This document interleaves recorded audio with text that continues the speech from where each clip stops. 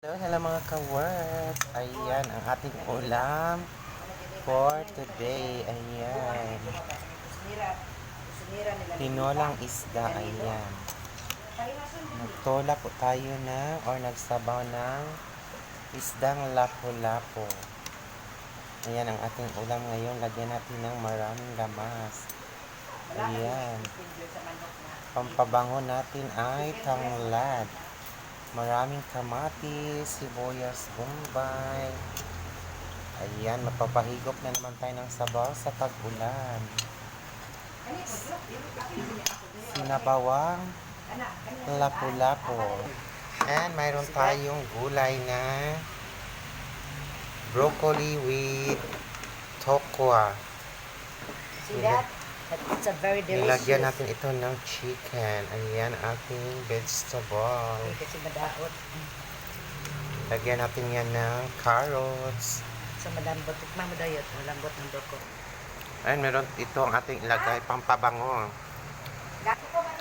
Ito magpadagdag ng pabango sa ating sinabawan. Yan, may atsal tayo, maraming sibuyas dahon at siling halang. Dahil maulan-ulan ang ating araw ngayon, kaya kailangan natin humigop ng mainit na sabaw. Isda na naman tayo, lapu-lapu. Ayan, ang sarap itong sabaw.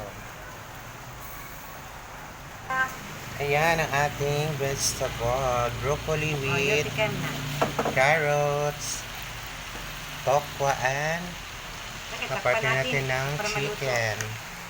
Ayan, ang dami na naman nating ulam. Pwede natin ilagay ito. Pampabango natin sa sinabawan. Ayan. Lagyan natin ng buong atsal, sibuyas dahon, at siling anghang. Napakabango. Nilagyan ito natin ng tanglad. Ang laki ng tanglad. We are ready to eat na naman tayo.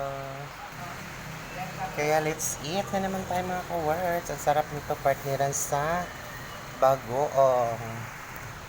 Ang ating sinabawang isda sa maulan-ulan na panahon. Ang lalaki ng ating mga isda. Ang lalaki ng mata. Laki ng mata nitong mga lapu-lapu natin. Let's eat!